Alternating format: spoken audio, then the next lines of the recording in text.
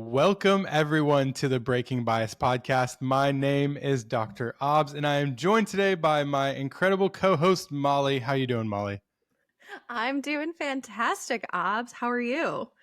I'm doing good, except for the fact that it's been absolutely chucking it down here in Houston. Has I feel it? like I'm back in Scotland. It's like raining hard. That's what they say in the UK, chucking it down. I brought that back with me. You seem to not be able to escape the doom and gloom of like rainy weather where it's just following you. You might as well have gone to the Pacific Northwest. Yeah, no, I can't escape the doom and gloom of the weather nor the internet trolls on X. Oh So gosh. I'm probably wearing the stress on my face. Well, let's get that stress off of you because we Yes. have a really awesome guest this week and I'm super excited to have them on the pod. I know you have talked to them previously, but why don't I go Yep. ahead and introduce our guest? Yes, please.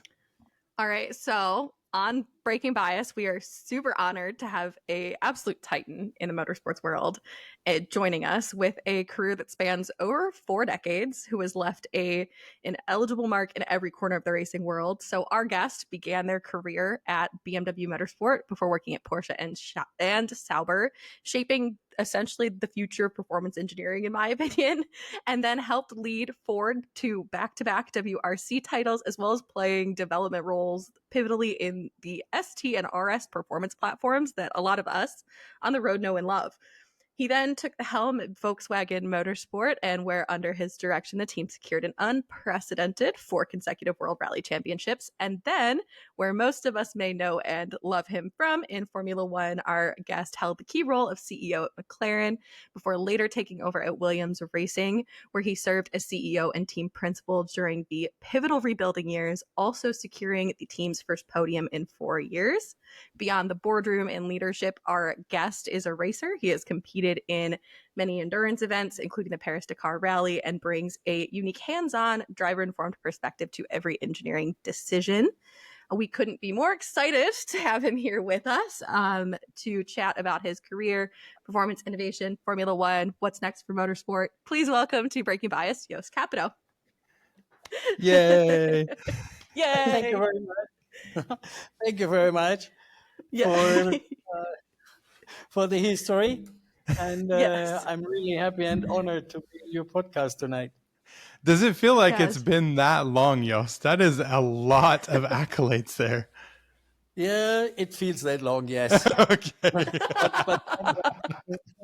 But time runs fast, and especially if you remember stuff from the past. Then just 2 days ago, there was a birthday of Olaf Manthey. He's a legend in touring cars, sports cars, and he had his 70th birthday. And I just looked for a photo that I found from, I think it was 1990, from the Porsche Carrera Cup, when I was running the Porsche Carrera Cup and he was driving. So it was real. Then you look at this, then that it's long ago. Then you see it. Yeah, exactly. Yeah. Wow. It is an incredible list of accomplishments you've had there. But I think one of the things we really want to start with here is, you're a racer. You've had quite a long career in racing. What got you the start? How did you get addicted? I know one of the things that Molly and I have is we've got oil in our veins and we run on gasoline, what got you started into motorsport? EVs in my case. Yeah. For me, I believe it was even before I was born. Yeah. Sounds crazy, but when my mother was pregnant with me, my parents went to the Isle of Man to the TT Trophy, and I must have heard it and have become addicted to the sound, even though I haven't seen anything. But then my father founded the local motorsport motorbike club and supported enduro drivers. So it was from when I could work, I was involved, I could walk. I was involved in going to races, doing the support for the enduro drivers. I think when I was 6 or 7, I was the first time I went with my father to the German Formula One Grand Prix it was still on the Nordschleife, and the paddock was in the old Nürburgring paddock. So we also went to MotoGP races. We saw Giacomo Agostini winning of the MV Agusta. So it was all kind of categories in that early age. And that for me, it's motorsport is fascinating, whatever it is. And I had a brilliant day, whereas it was one of the best days I had in motorsport, and that you wouldn't believe it was on a rainy Sunday in Essex, and there was a grass mower race day with different categories. And this was one of my best motorsport days because that is pure racing. The guys are really enthusiastic. Everybody works on his grass mower and then fighting like hell. So it was really enjoyable. And I think that it's what makes a true racer, enjoying every single race and enjoying the competition. Definitely. And That's awesome. there's one thing that Molly and I really talk about a lot. And the Breaking Bias podcast, the foundation of this podcast is all about, appreciating all forms of motorsport, not really pigeonholing yourself into one type. Here in America, we've got dirt track racing, and you see a lot of dirt track racers end up in NASCAR or anything like that, IndyCar. And this, you're right, comparatively speaking to the lawnmower racing, this is like the purest form of racing, I think, in America, because these guys, they haul their cars back to their house, they knock the dents out of the sheet metal, and they're working on it on the weekends. It's brilliant. Yeah. And they do so much by feel. That's the true motorsport, and that's why I think that really the grassroots is where motorsport relies on. If there is not the general interest in grassroots and people racing and enjoying building their machines in all kind of categories, there would not be support for the high categories. Yeah, so that's like a pyramid, and if the ground is not there, the pinnacle will not be there. Eyesight will collapse. Yeah, totally agree. So you talked about kind of the different disciplines and appreciating all of those. And a lot of our listeners do come to us from Formula One, but you started your career across different disciplines and also working with Sauber. What was the experience like changing from your previous experiences with BMW, Porsche, then to Sauber and to F1? And what do you think some of the most valuable lessons or roles with the greatest takeaways that you worked in across your career in all of your disciplines were, and why? I'll say the great experience to be in Formula One was even at the Porsche times when we established the Porsche Super Cup within Formula One in '93. And at that time at Porsche, I did all the courses. I became FIA race director, FIA technical scrutineer, FIA safety delegate, as I had to was responsible for the Porsche Carrera Cup and the Super Cup in Formula One. So and that I had to work a lot with Charlie Whiting and Herbie Blesch. Yeah. And I've been in the stewards room all weekend. We started the race. I looked with them what has to change on safety from Formula One, then running the Porsches. And I became really friends with them. And there where I got the deep insight in how Formula One works, how the race engineer, how the race director works, how the stewards work, the technical scrutineers work, as I was on their side. And that gave me a really good insight how everything works. And that was really valuable then when I went to Sauber. And after a while at Sauber, I became the COO because I knew all the people. And then like Charlie Whiting and Herbie Blesch, they helped me so much. And they taught me everything I needed. And whatever problem I had, it could go to them and they helped me. So that was a very good entry into Formula One. So I'm going to shoot a question off the cuff here, Jost. It's not on our, not something we talked about before, but stewarding and officiating races, I think in the last few years has really kind of come to the forefront of a lot of discussions. There's been a lot of changes within the stewards room as well, race directors and things like that. How challenging is it from what you know and what you've seen, how challenging is it for these guys to do their jobs and do it in a way that, honestly, some things just simply require subjectivity and, and somebody's interpretation of what happened. How challenging is this? It's extremely challenging because you have to decide in very short time. You have to understand the situation, and whatever decision you take, somebody is happy and the majority is unhappy. So you always get the critics. If you did the right decision, wrong decision, it's always like that.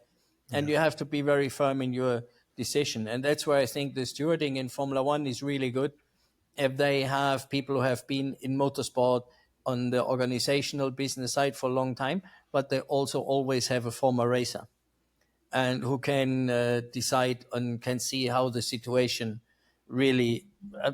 They can't see how it really is, isn't it? You can only see it from the cameras, and it's also difficult for the drivers. They have to decide in thousands of seconds. They have to take a decision, and I don't think any of these guys do anything wrong or dangerous or by willingly.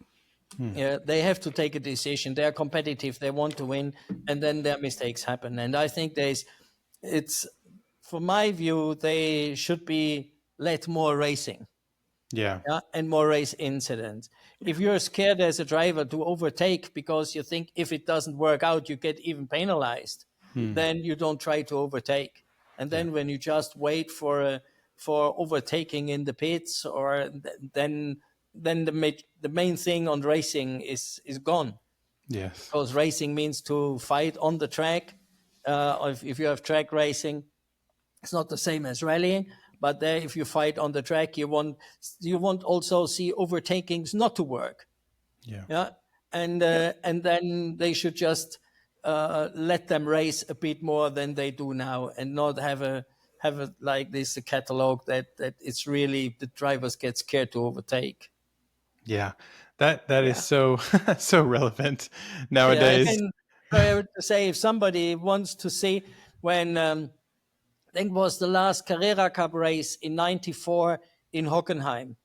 And if you Google that and look that on YouTube, that was when Alfred Hager and Uwe Alst fought for in the final race, in the final for the championship, how they raced, how they went off, how they cut the chicanes. And I was in the race control, of course, with the other, and the other steward said, no, we have to stop them. We have to show them the black flag and penalize them. I said, look, they are just racing. They don't do anything deliberate. And I can really, if you put that link on the Carrera Cup final '94 in Hockenheim, that for me is the best racing you can see. And we'll definitely let them race. Yeah, we'll definitely put that into the show notes when we publish the episode for sure. I'm writing it down in my producer notes right now. And I also think of like there's anytime that NASCAR goes to Circuit of the Americas, the track limits are completely different than they are Formula One. They don't exist. And these guys are just racing. I mean, they're banging doors and they're cutting corners and they're racing. And for me, it's one of the greatest races in the calendar because I'm like, something that otherwise might be just processional on a course where you've got massive cars is now really racing. Exactly. Yep. And that's really the issue. Sorry, go ahead. Go ahead. No, I was just going to give you another example.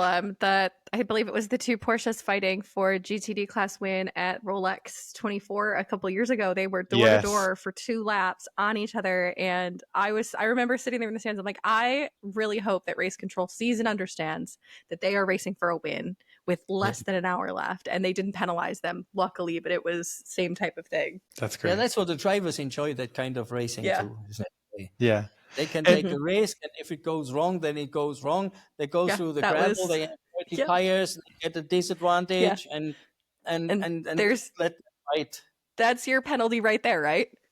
You were in the gravel. Exactly. And there's just so much to that dynamic, and Formula One cars have gotten bigger. The tracks have not gotten bigger. If anything, the track limits in some places have just been tightened a little bit. And now you don't have possibilities to pass. And if people do make passes, in sort of these fringe areas, then all of a sudden they're slapped with 5-10 second penalties. And it's just a killer because the competition is so close nowadays. And you can't overcome something like that. And to say this is not fair. If you say that this is not fair, is life is not fair, why should racing be fair? Exactly. I love that. It's so true. There's a lot of life lessons to be learned from racing. I think we can all agree. You have to deal with it. Yeah, you have to deal with it. Yeah. It's not like when I hear the drivers on the radio complaining, he pushed me off, and then just that it goes to the stewards and the race director to be influenced. Yeah, they should shut up and drive. Yeah. Yeah. Just drive. Yeah. Yeah, exactly. Yeah. um, no, that's a really, really great, insight there, Yost. Really appreciate that. I want to change gears just a little bit, because, we also lost a Titan who was, in the paddock recently, in Eddie Jordan. And I remember, last time we spoke, Yost, you gave me a really cool story about Eddie and when you were at Ford Motorsports, and how you had some interactions with him, and how he was even, related to what happened with Dietrich Mateschitz and the Red Bull team being formed, which is such a great story. Yeah. What kind of person was Eddie? I think we could see how charismatic and dynamic he was, but for somebody who really knew him, worked with him, what kind of person was Eddie? First, he was a racer through and through. Yeah. He was charismatic. He was tough. He was a tough business guy. He was a tough racer. And, I was in charge of the Cosworth engine program with Eddie. And when Ford sold Cosworth, I had to discuss with Eddie we had to cancel the contract. Even there was a year was another year in the contract. And I started that discussion, and we discussed, and finally I got out without him suing me or Ford. and we became friends, and all through the years. I talked last with him, I think end of last year. I talked with him, and we were on the phone when he was in South Africa. And every time we talked, and he said, Jost, I still do not know how you could get away with that. You're the only guy who could get out of a contract without being penalized and being sued. So Eddie, that's why we became friends. So, he was a fantastic guy, really good guy. Oh my gosh. I love and That's hated awesome. working with him. That it could switch from a second. I could be the loveliest guy and then being the toughest guy the second after, and then changing again after a minute. So I was going to say that enjoyed feeling is probably shared across the paddock. I would think other I people really would say. enjoyed working with him and becoming a friend of his. Yeah. Really sad we lost Eddie there, but Yeah. definitely a charismatic guy who left his mark on the industry for sure. Yeah, definitely. Yes. Yeah. And he got so many young drivers in, isn't it? He did so much for the sport with the driver side. And all the drivers laughed. Also, when they stopped a couple of years later, they loved having driven with him. They were the rock and roll team, isn't it? They brought a complete different atmosphere in the paddock. Yes. And I think they changed the Jordan team changed the feeling of Formula One, just being pure racing to being entertainment. And I think that Eddie did a fantastic job there. And he was the first to do that. Yeah. Go ahead, Molly. Truly a pioneer in the paddock, for sure. Bless him, yes. Yes. So also speaking of, I would say, making a mark in the paddock, when you moved over to McLaren for a short period before joining Williams as principal and CEO, what were your first impressions moving to Williams versus your time at McLaren in 2020? Ron Dennis was at McLaren when you were there, right? Yeah, Ron Dennis brought me in. Yeah. And I negotiated with Ron before, and he wanted to have me in. And then after a couple of months when he left, it was, everybody who was really close with Ron was very difficult. And then it was better to part. And then I went back to Volkswagen, because when I left, then I got a call from Volkswagen from the CEO, and said, look, when you left for McLaren, I told you if it doesn't work out, you can come back. I need somebody to run the R company to do the performance cars and the R line. Would you like doing that? And I say, yeah, I love doing performance vehicles, and I love the GTIs and the Golf Rs. So to do the next generation of these cars is a big honor.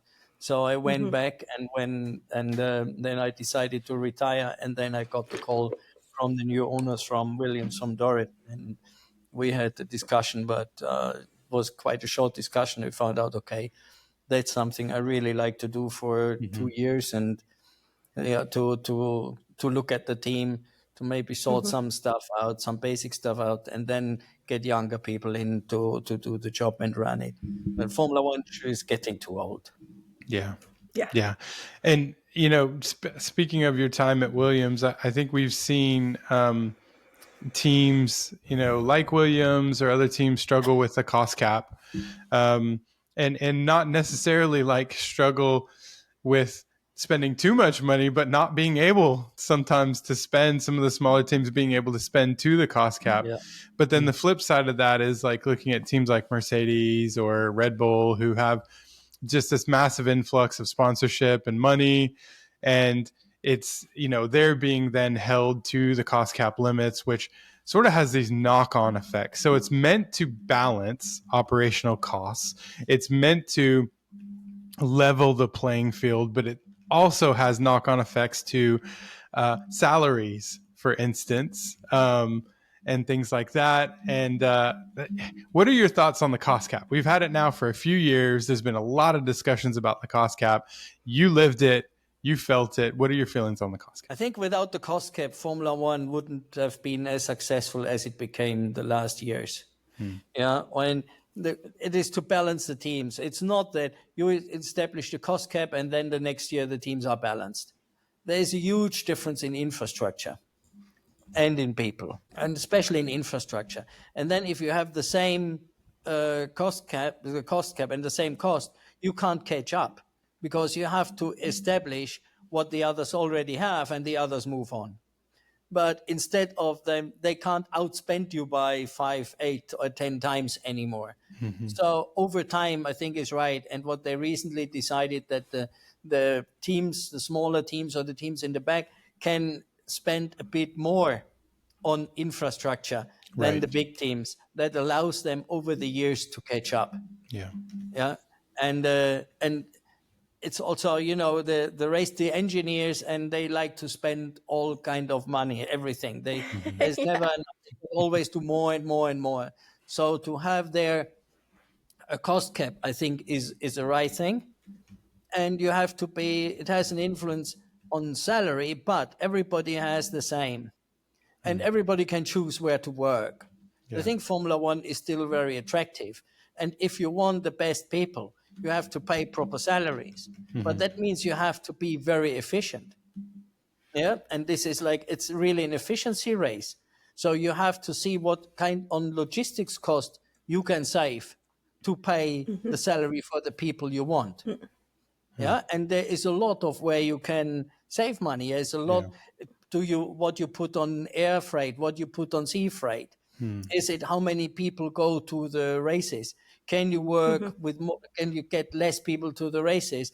And now with the technology, you can have more in your operations room at home, where you can save a lot of travel costs. Also, when you look at the CO2 footprint, the less people you fly, the less CO2 footprint you leave. So there is a lot to become where before it's just who had more money could do more.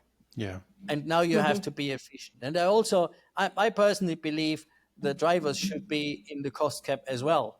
Interesting. Yeah, because the team should decide where to get the performance, from the driver or from technology. Yeah, that's a good point. Yeah.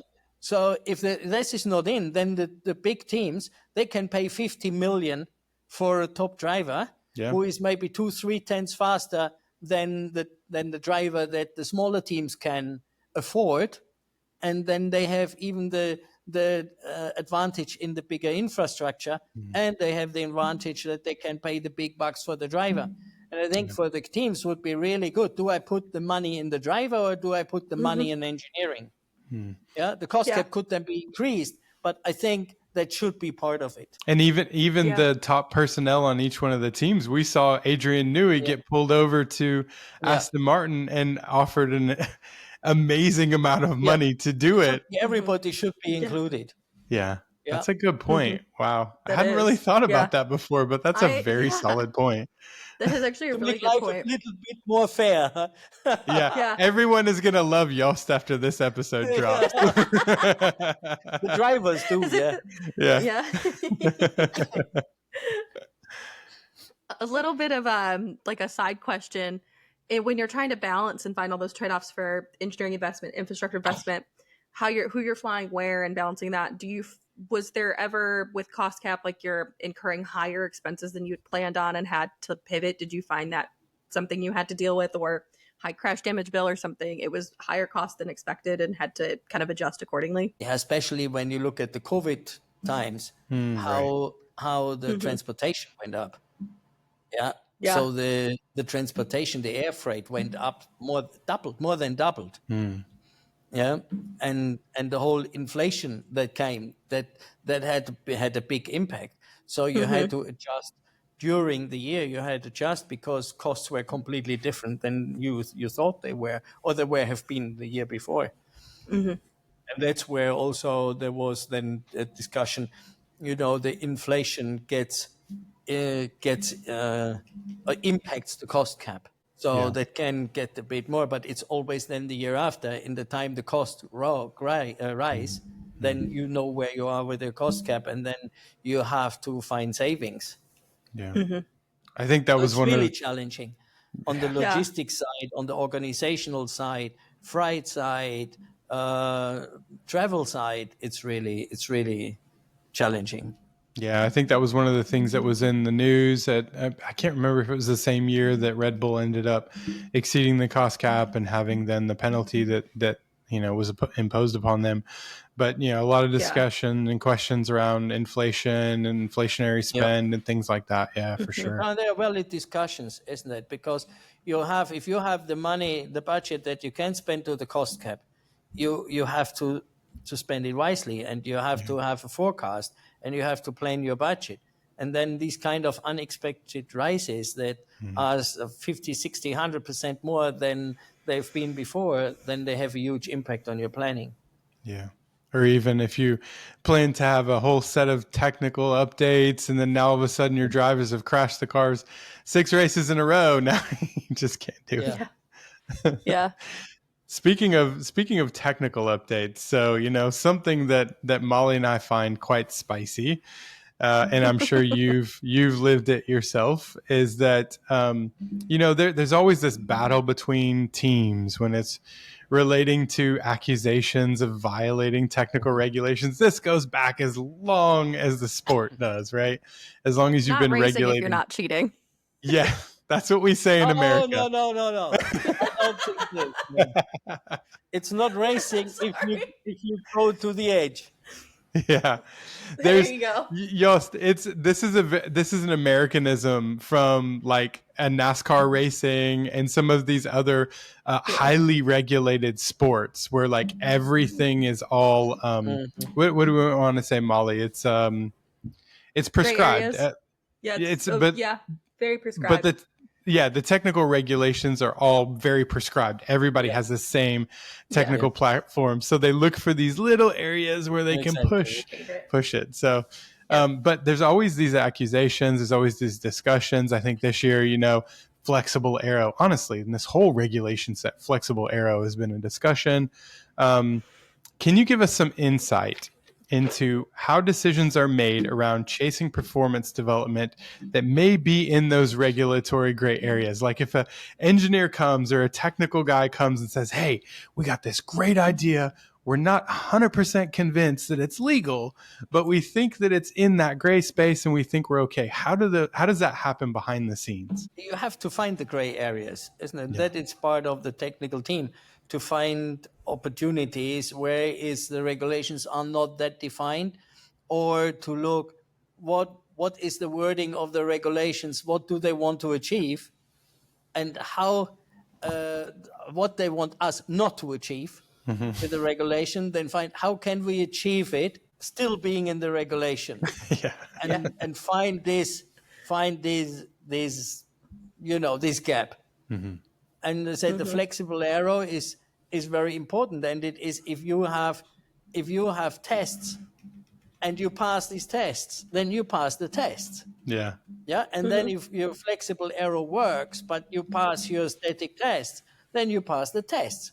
And this is not the fault of the team. The team has to find ways to pass this test and still achieve what they don't want what they do not want you to achieve.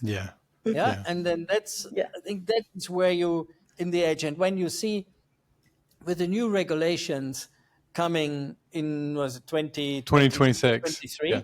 with the 10 teams developing their cars independently, completely behind closed doors.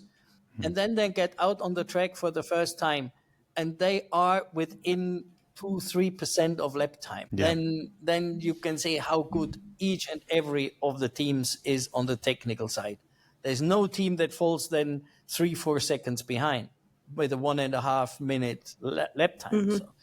So, and that means you really need to find the small advantages. And the longer the same regulations stay on, the more important that becomes, because in general the cars get more equal Yeah. and more the same. So. Yeah. That's sorry to jump in, Molly. That's a really good point, in that in the aero development of this ground effect era that we're in with respect to the Venturi tunnels and everything, the regulation set originally intended to move the wake high and above the following car, but teams have found ways to create a lot more outwash that effectively widens the wake, but also helps them to generate more underfloor downforce. Yeah. And the thing that I try and explain to people is that anytime, it's just physics. Anytime you want to create more downforce, you're going to disturb the air more. It's a transfer of energy. And so in this process, the side effect is the wake. It makes the toe incredibly strong, but it makes following through a corner incredibly difficult. And as long as we want to see cars go fast around corners, we want to see record lap times, the knock-on effect is going to be the wake. It's just going to be there. Yeah. Oh yeah. Feel that pain in NASCAR always too. Was, isn't it? It always was. Yeah. Yeah, it always was there. I mean, in the previous regulation set before this one, and I know they took a step in trying to regulate the wake, and in the 2026 regulation set, one of the things that they're doing is they're really trying to limit outwash and create a lot more inwash, which tries to narrow the wake as well. I honestly think that engineers are definitely going to find ways to skirt around these rules and generate outwash no matter what. Yeah. But we looked at the cars from 2021 when they were mature in the final year of that regulation set, and you looked at the barge boards, and it was the most complicated aerodynamic thing you've ever seen in your life. Yeah. But they were just eking out every little bit they could and within that regulation set. And it was allowed, and they could do it. Yeah. And it's normally, if you have something, a system or anything that you think you can get an advantage, you normally go to the FIA, then they come, check it with the regulation and give you the okay, even before you do the development. And now with the cost cap is even more important. So if you develop something and you're not sure you can put it into the race at the end, then you spend a lot of money really for nothing. Because you first have to get parts for the wind tunnel, and then you have to do the parts in 1-to-1, and you can't do one set. You need 5-6 sets before you can really race them. Otherwise, if you damage one in qualifying, and then you start from behind in the race because you can't put the same parts on. So it's extremely complicated, and the best is to have the approval from the FIA. Yeah. But then after that, sometimes other teams don't like it, come against it, find it out, and the FIA might come to the conclusion, okay, maybe it should not be allowed. But then you get another 4 or 5 races before the regulation change, and you need these 4 or 5 races to get the advantage. Yeah. Yeah, I always say that every time something like this comes up with regulations, I'm like, teams don't operate in a vacuum. Just like you said, you bring in the FIA to make sure you can go do all of this. None of them works in a vacuum. There's a lot behind the scenes working with the FIA. Yes. Yeah, it's when something comes to the track, everybody agrees what the FIA allows. Yes. And then they might review, and then they might see something that they have not seen when they allowed it. And and so the regulations get adopted.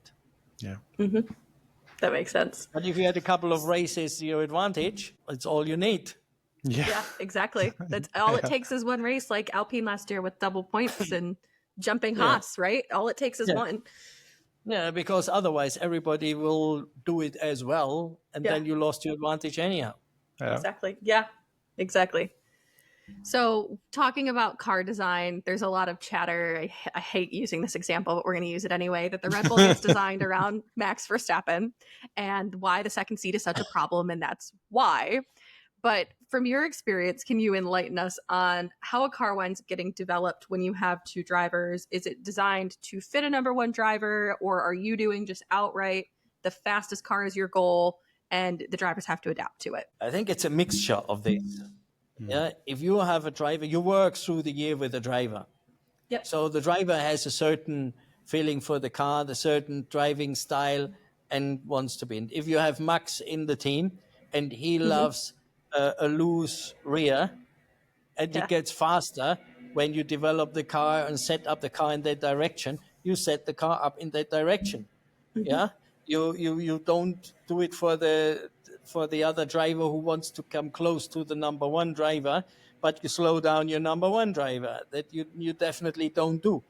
So then the car develops over time, and then when you start developing a new car, you use all your experience and all the know-how from the car you are running. Yeah, so you improve from what you have. So over time, it gets more to the driver who is Yeah. part of the development. Yeah, and then you have Yeah. drivers who are really good in further developing the car because they feel it, and then you do changes and the car gets faster. And there are drivers who are not that good in that. Yeah. Yeah. So, and then of course the driver who is really gets the messages through and gets the developing with the team gets the car faster, then the team will work and design and develop the car according to that know-how. Yeah. And Yeah. then it over time, of course, you see that at Ferrari as well, how Yeah. the difficulty Lewis has with the car, because he's not the worst driver now, but the car is different and is not to his driving style. And at the Mercedes times, it was developed according to how he wanted. He developed the car with the team, and then it got more and more to his driving style. Yeah. And then the more you continue in that direction, then when you change to a complete different car, then the gap is much bigger than if you were just 1 or 2 years with the team. Oh, I was going to ask I, how big I of a was role test and simulation drivers play in that as well, on top of just your on-track team. That's very important as well, and that's a good question, isn't it? So you need a couple of development drivers in the sim, and you need to find drivers who don't go for lap time. Yeah. Yeah. So can have simulator drivers who just want to show that they are faster than the real drivers, because the real drivers also go in a simulator. You need the drivers who don't have the expectations to be in Formula One, and they just see this as their job. yeah. And they have to communicate a lot with the real drivers as well, and the real drivers get in the simulator as well. But during the race weekend, you need the simulated driver on Friday night, Saturday night, must like Friday night to continue to develop the car in the sense of the feedback he's got from the team and from the driver. Yeah, and the more the simulator runs, the better it is. Yeah. But you can't have too much different drivers, because then you don't get anywhere, because you just mess it up. Yeah. That makes a ton of sense. Go ahead, Obbs. Now, sorry. And it's okay. I was just to add on to that. I think we need to, give the flowers to the Red Bull simulator drivers who poor guys have to be probably pulling all-nighters after Red Bull Friday sessions right now. There's usually nowhere on Fridays and then find their way on Saturday. Right. So, Jost, I'm going to put you on the spot. Okay. Here we go. McLaren says they have two number one drivers. Is it possible to have two number one drivers, Jost? Can you be successful that way? You can tell us no comment. You can. No. If you don't... it's a very important and tricky question. Yeah. Isn't it? I always had the philosophy to treat the drivers equal. Okay. And if you treat the drivers equal, you don't have by definition a number one and number two driver. Okay. Yeah. But at a certain point, and what for a team, the team financially the most important is to win the team championship. Yeah, the Yes. most was a prominent Lucrative. is the drivers' Yeah. championship, but financial wise for the team is the team championship. And if you have two equal good drivers, you get the most points. Yeah, you see that Red Bull won the drivers' championship, but they didn't win the team championship last year, as they only had mainly one driver making the majority of points. So you need two good drivers.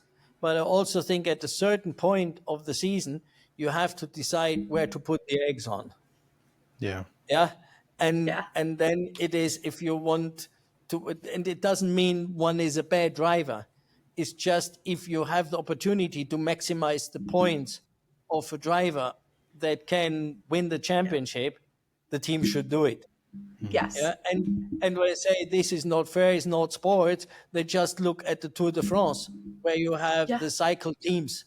They all drive for one driver. You have 8 or 7 drivers driving for one driver to win.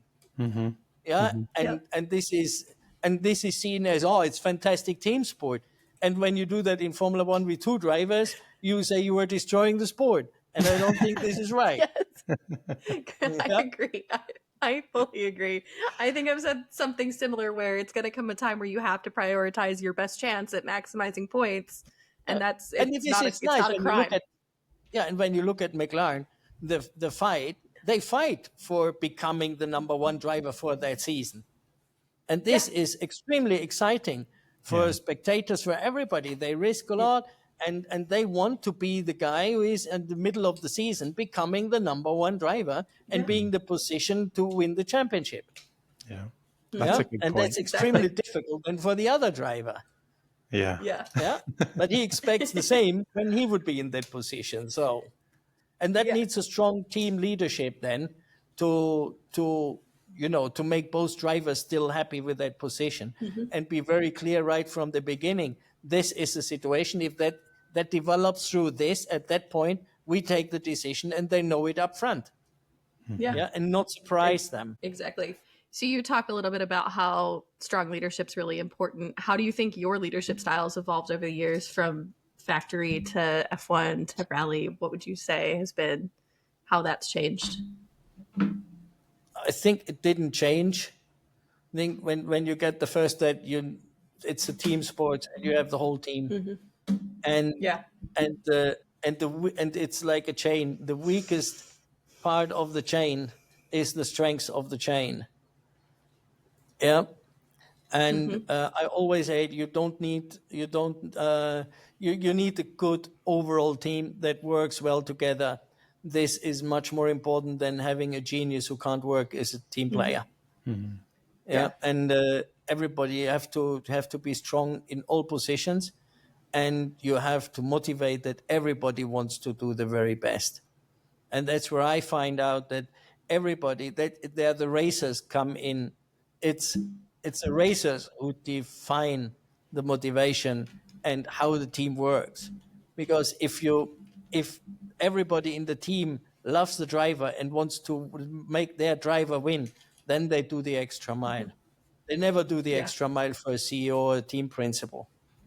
Yeah, but they do the extra mile for a driver. They want to support and they want to see winning. And there it's important to get the drivers into that process. And I think that's a really unique perspective that you have there, Jost, because you are a racer yourself. You've been in these leadership positions. I'm sure that the drivers themselves can identify with somebody who's, kind of felt some of the pressures that they felt. And, one of the things I wanted to ask you is about your approach to making, high pressure decisions. I mean, when you're in the car, you're making hundreds of high pressure decisions in an instant, and then being able to then translate that to leading a team and everything. In the car, you're trusting probably what you're feeling in your gut, and it's just reactionary. When you're on the pit wall, now you've got all these trends and these graphs and everything in front of you. What do you trust? Do you go back to being a racer on the pit wall? Do you feel that? Do you just trust your gut and it's like, this is a decision we want to make? Or do you become more data driven when you're out of the car? Yeah, but you become more data driven. Okay. You can't ignore the data. And you have a lot of personnel. You have the strategy people, you have the race engineer, you have the systems engineers. And you have to take a decision has to be supported by the team. So you have all the specialists, and you have to gather all the data from them and get all the information from them. And then they should do the decision. The decision shouldn't be done by the team principal on the pit wall. But finally, if you say that they are struggling to take a decision, then you need your gut feeling as well, based on the discussion you hear on the radio with all the different engineers. And then you have to have your gut feeling and have to give a line and say, look, now we do this. Yeah. Let's do this. But this is then not against what they have discussed. It is, they say, should we do this, this, or that? And if you see the discussion takes too long, then you have to take a decision. Then it's much better to take a bad decision than no decision. Yeah. Yeah. But then has to be fully supported. Then you need the trust of the team that the decision you take is fully supported by everybody. Yeah. Right. You can't have anybody who says, okay, now I want to prove the decision was wrong. Yeah. That's the worst you can have in a team. Yeah. And so how did that philosophy, play into, when you're at Williams, you were part of the signing of Alex Albon. How did that, talk us through kind of how that all went down behind the scenes there as well. A driver that maybe had, some good success at Red Bull, but then maybe at one point was kind of on the, maybe struggling a little bit with car development and everything. How did you take that decision to ultimately, believe in Alex and have him, coming to be a part of the Williams family? Yeah, first you have to see what drivers are available. Yeah, and that limits quite a lot already. And then you have, for me, it's like talk to them and see the character who fits and see what they want to do. With Alex was a couple of things. First, we had at Williams, we didn't have an experienced driver for a couple of years, or for the last 2-3 years. George came in as a rookie. Latifi was there as a rookie, and then it's difficult for the engineers. But then the engineers run the team and run the driver.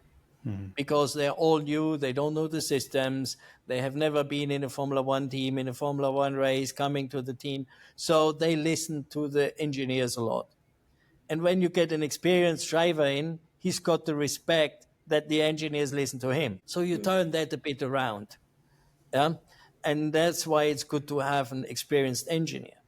And with Alex, as he was in the car in 1 year out of the car, but still coming to most of the races. So he has seen the team from the other side. He was in the meetings.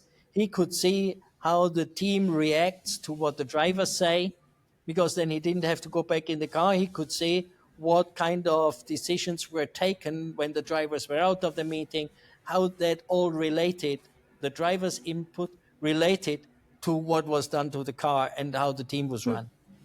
So, and I thought this is a unique experience. Yeah. And if you have a driver who is desperate and who gets a second chance, he does absolutely everything to take this chance because he knows he will not get a third chance. Yeah. So, and then also he was a very good friend of George. And George also recommended him highly, and the discussions we had together was he fits in the team. He knows what to expect from Williams. He knows that he has to bring his experience into the engineering team. Yeah. And he's desperate to continue with his career. And he was a really, really nice guy as well, that he got well along with everybody in the team. Yeah, so that's what we discussed before, and that it's very important that the team loves him and wants him to be the best. Yeah, and that's where I see this was the best option from all the drivers who were available. Yeah. There were also other good options, and they might have turned out also really good. but at a certain point, you have to take a decision and really back this decision up. And I think the last time we spoke, Jost, you had told me, we had talked a little bit about George Russell, you and I, and you told me at that time that you thought that George Russell could be a future world champion. And I think we've seen now George finding a lot of success in that Yeah. Mercedes car. Mhm.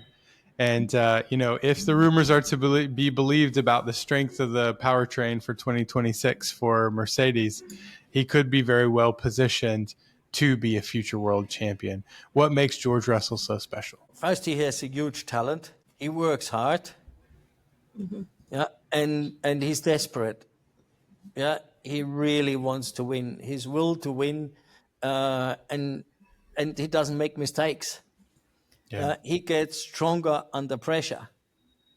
And that is, some drivers get stronger under pressure and some are only fast if they have no pressure. But George gets stronger under pressure and doesn't make mistakes. And I think these races where was the discussions, can he be a team leader when Lewis goes? Can he be the absolutely convinced he can be the team leader. He has been the team leader in Williams right away. Yeah. And he had to take this role, and he put this role, even it's not been in Formula One before. So now getting to Mercedes and having all, and coming from Mercedes, it was he knew everybody. Yeah. You have seen that when he once first got as a reserve driver in the Mercedes, he could have easily won if there wouldn't have been any mistakes from the team. Mm-hmm. Yeah. So he has proven this year that he can be a team leader. And and develop the team, bring the team further. I think the step Mercedes have done and still doing through the season is a lot to the capabilities of George. Yeah, that makes a lot of sense. And you talking about being a good culture fit, I feel that a lot personally. I just had a job interview for a new role in motorsports, and I was fully prepared to walk in there, show them I knew my shit, pardon my French, technically, that I had the chops, and the entire interview was all just making sure that I got along with everybody. It kind of caught me off guard, but it was like, oh, that actually, like, I feel that a lot. I just went through that. That was kind of interesting to hear and see how big of fit into culture a driver has with a team and something that is considered. Yeah, and has to work hard. The driver has to come to the team. He has to be happy to be with the team. When George came and trained physically in the Williams gym. He didn't go into another. He came there, and then he went to lunch with the team, and everybody could see him training in the gym, and everybody see he was working hard. He was not just gone in between the races. He was there. He was physically there. Yeah. So that makes a huge difference. Yes. I think he's still doing Obbs that. And I have talked about that. Like, visibility is so key to getting along in leadership and culture, even if just being there, I think. So on to our next question. Racing has the highest of highs and the lowest of lows. How do you personally reset or find ways to reset after maybe a not so great weekend? Do you have any sort of tricks, routines, anything like that? No, nothing. I know that there are more bad days than good days in motorsports. So it's just fair. You had a good weekend, you just look forward and try to make the next weekend better. And it's just working hard, isn't it? And it's in the leadership role is more getting this to the whole team, not getting depressed with a bad result, just looking forward and learning from what's done. Okay, it didn't went well, but what have we learned? And we will not do this mistake again, or we do something better. And a lot of times it's not doing mistakes, isn't it? It's just by chance things go wrong. It's not always, and not looking for somebody to blame. Just looking how can we improve the processes? If something went wrong, why did it go wrong? What is the problem with our processes? And not who did something wrong. How could it happen? Because nobody wants to do something wrong willingly. Yes. So how can this happen? I think that's something that we hear quite a lot across the paddock, is that, I think we as fans and probably the media eats it up because they love the engagement that comes from bad days. But, the teams are always thinking postmortem, what happened? let's figure it out. Let's make sure it doesn't happen again. A slow pit stop, maybe an upgrade that didn't work. On the driver's standpoint, maybe the driver losing a bit of concentration, in the last few laps and losing a place. This is the thing that high performing organizations do. And it doesn't matter if you're in Formula One or WEC or Rally or anything, or working in a professional industry, like I do myself in the energy industry. Everyone goes through highs and lows, and professional organizations finds ways to overcome adversity.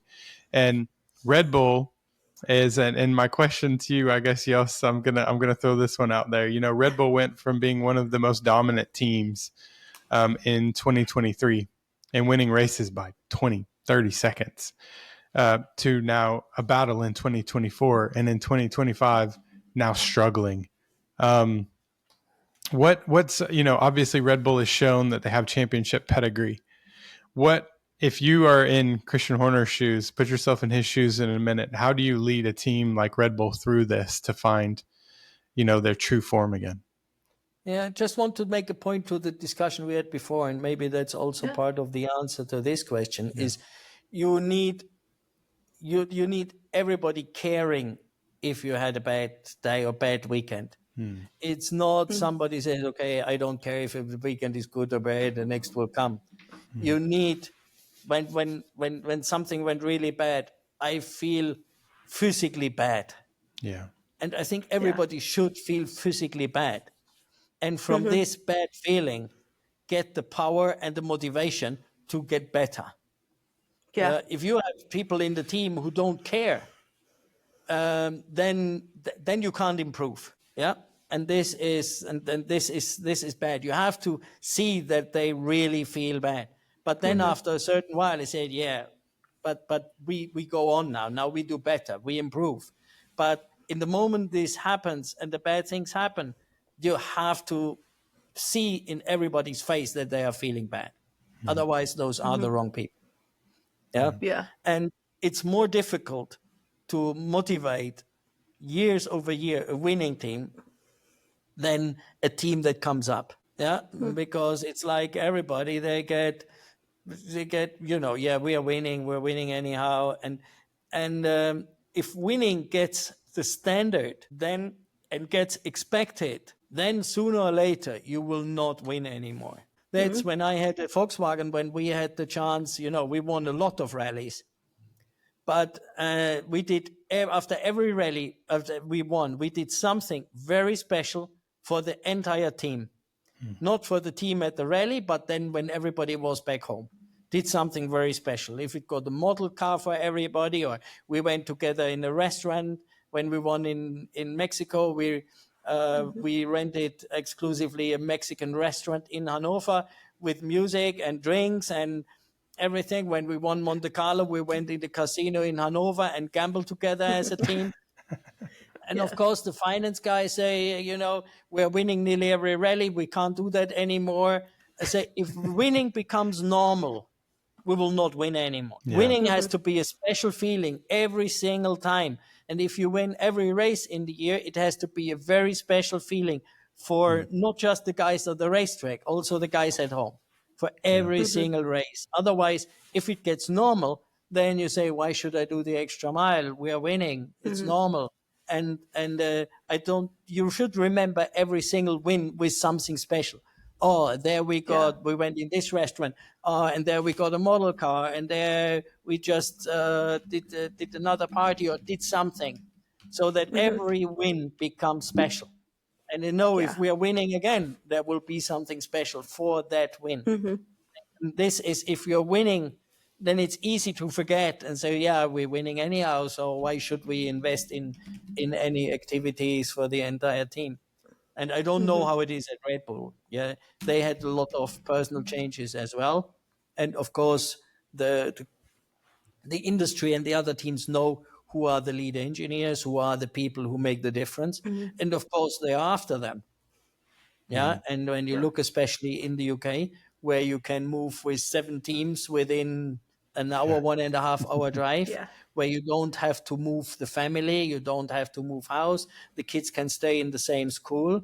So then it's quite easy Mhm. to change the teams and go from one Mhm. team to the other.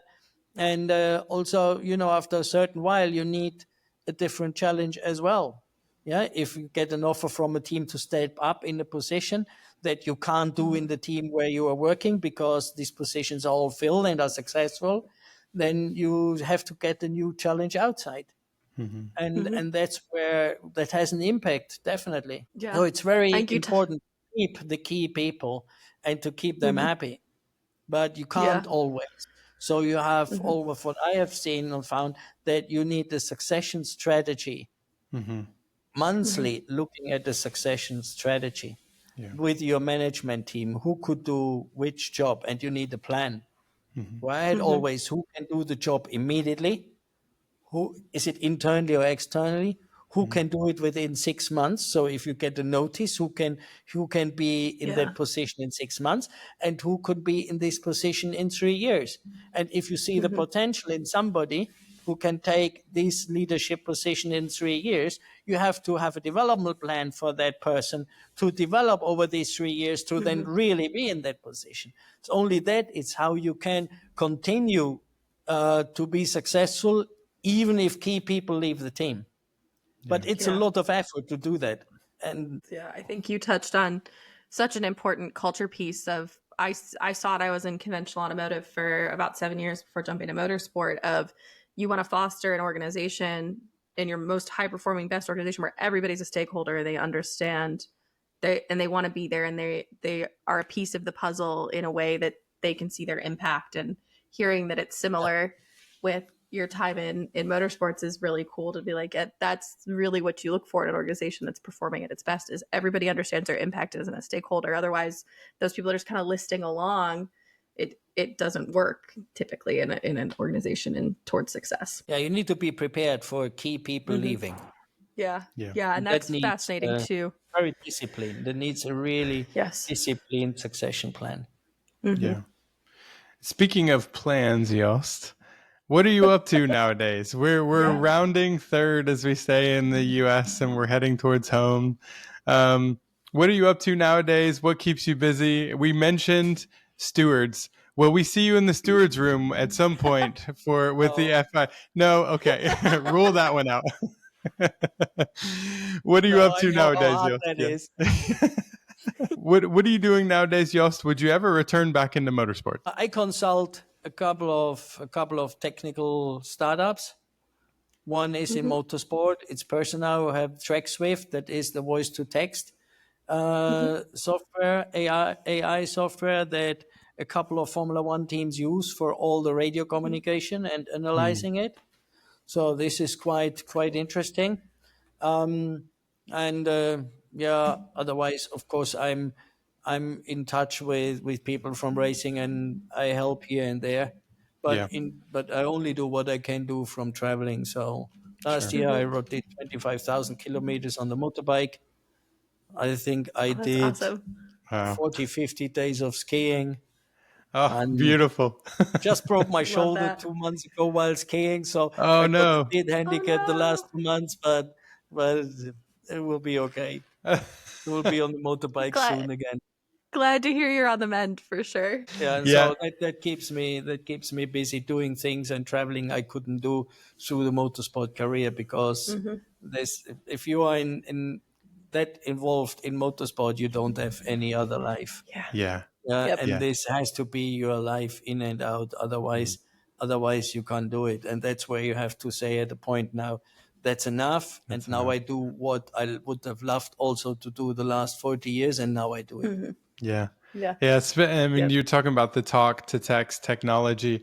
I'm ready for when we get track limits technology that allows us to use lasers, sensors, whatever we need to do to be able to. We've got all this technology in football with VAR, goal line technology, all these Yeah. things, but yet we're just not there yet with track limits technologies to be able to take, maybe the decision more quickly, because we've even seen it a Hmm. couple times where in qualifying, somebody's lap time has been awarded, and then come to find out it was deleted later, and the person who was out never got a chance. Yeah, and this is not good for the fans either, isn't it? Yeah.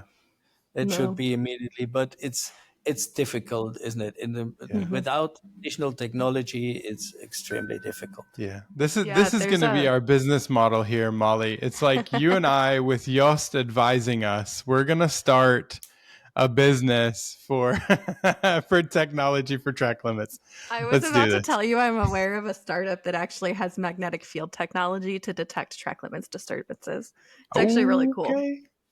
Yeah. Well, hey, look, fiber optic technology can detect vibrations and all different pressure, all different things. Yeah. For sure, technology is there. Yeah. Yeah, definitely. It's applying it. No, yeah. Jost, we have had so much fun with you being on our podcast. You've enlightened us so much. I don't know. There's a little chat that Molly and I have on the side where we just kind of make sure that things are going okay. And it's like fascinating. Oh my gosh. It's like there's so many things that you've said there that have been so enlightening. And this is why I'm such a fan of, like, we had Callum Nicholas on the team with us. Nichols. Who was, Nichols. Sorry. Oh gosh, I messed that up again. Nichols, who was a very well known pit crew member. He enlightened us a lot about like what it takes to be successful. You've taken your time today to talk to us about success and all the different things that happen behind the scenes. And this is why Molly and I don't get paid to do this. We do this because it's a passion of ours, and we just love to hear these stories and to educate people and to talk about the sport that we love. And we're so thankful for you taking time out of your evening to spend time with us. Thank you so much, Jost. Oh, it's an honor for me. Thank you. It's always really interesting. You have great questions, and not always easy questions, but I think questions that should be answered. Yes, and should be answered properly, and to help your listeners and viewers to get a bit more understanding and see the complexity of the sport. I think that is quite important, and really see that it's pure sport. Where people say it's all about business, and then if you go to the technical side, the technical director, the engineers, the drivers, it's all just about the sport. Yeah, you need the business around, you need the hospitalities around, the guests, the VIPs. You all need that around to have the resources to get the technical guys doing their best and doing the sport. If you're a technical director, he doesn't care about the sponsorship, he doesn't care about the VIPs. They want the car to win. And that's where in the core, when you see, when the flag drops, the bullshit stops. When it is pure sport. Love that. Yeah, that it's pure sport, and that's why it's so interesting and why I love it, because it's really, you want to have the best machine with the best driver beating everybody else. Yeah, absolutely. Jost, we need to get you in a cowboy hat at a NASCAR race, starting a race like that when the flag drops, bullshit stops. I would love that. I would love it. Oh my God. NASCAR races, but never drop the flag. Oh my goodness. We know people in NASCAR too, Molly. We need to get this to happen. I worked all last season in their paddock, so yes. We need to make this happen. Great. No, thank you so much, Jost. It's really been a pleasure. Molly, anything that you want to say? Any final parting thoughts? It's a pleasure to meet you. I'm so excited to finally have a chance to. When Obbs said, "Hey, Jost wants to come on the podcast," I was like, "I'm so excited," and super, super great talking to you and meeting you. And thank you so much for your time. It's been so enlightening. Anytime. Awesome. I'm happy that the fans see a bit more what is behind the scenes and how it all works. So I think it benefits them also a lot, and I enjoy that. We'll definitely have you back on. Absolutely. Me. Yeah, we'll definitely have you again back on, Jost. So no, that will do it for our episode today. Thank you everybody for listening. And for, if you're not following the Breaking Bias podcast, make sure to follow us on all of our social media platforms. Share with your friends if you like this episode, that gets us more viewership so we can increase our platform and increase our reach. Thank you again to Jost. It was such a pleasure. Thank you, Molly. You are the most amazing co-host ever. This is so much fun, and we will catch everybody next time. Thanks, everybody. Yep. Yeah, thank you. See you Thank you next so time. much. Bye bye. Yeah. See you again. Thank you.